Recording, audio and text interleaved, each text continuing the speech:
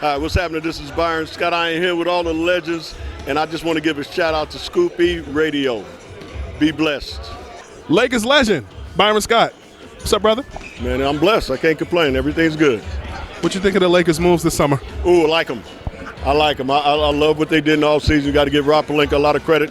I think right now he's executive of the year for what he was able to bring to the table. So I'm looking at that purple and gold, and I said this at the golf tournament the other day. I'll be surprised if they're not in the NBA Finals, barring injuries and all that we always know happens during the regular season. But very excited about the purple and gold this year. What surprised you the most in that process?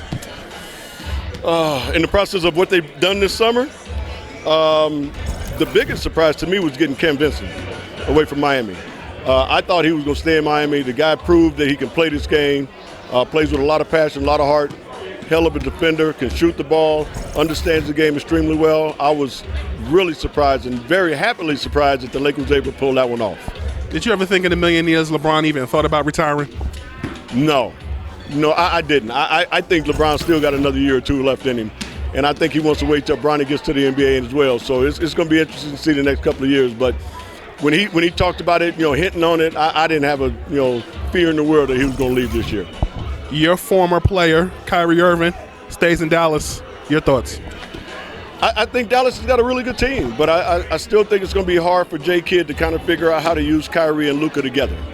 Both guys are very dominant with the ball, so it's going to be really hard, I think, for him to figure out how to play those guys together, as a team. But they got some talent. Dallas is going to be a good team this year. I don't think they're going to be a force in the West. It's just too many great teams. But Kyrie Irving is one of the most talented players I've ever seen.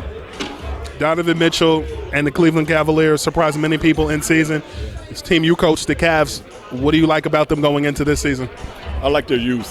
I really do. They got a bunch of young guys that just play extremely hard.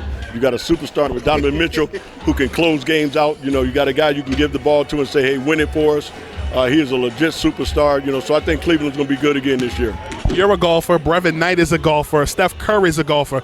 If you had to name your all-time starting five of golfers that played in the NBA, who you picking? That played in the NBA, Jerry West. He's going to be probably my number one pick. Stephen Curry is going to be probably number two. Andre Iguodala is a very good golfer as well, somebody who I love as just a person. And then I'm going to put myself in that group with those guys. And then my fifth guy would be James Worthy because that's my boy. Big game James. Many people talk about this whole GOAT conversation with Michael and LeBron, and it's annoying. Would you be willing to say that with the untimely death of Kobe, people often give LeBron and Kobe that comparison, but do you think that if Kobe was still here, they'd be talking more about LeBron and Kobe as opposed to Michael and Kobe, or Michael and LeBron? I think they would probably be talking about more of Michael and Kobe. I think, like you said, his untimely death, I think a lot of people forgot how great Kobe was, and it's not taking anything away from LeBron James. I think LeBron James is one of the greatest players I've ever seen. One of the greatest humanitarians in the NBA as well. I mean, he's done so much for the community, especially in Cleveland, Ohio. But when it comes to the GOAT, to me, there's a few guys you got to talk about. Kareem Abdul-Jabbar, to me, is one of those guys that is often not mentioned, and I think a lot of that's because of the generational gap. But MJ, I played against MJ. I know how great he is.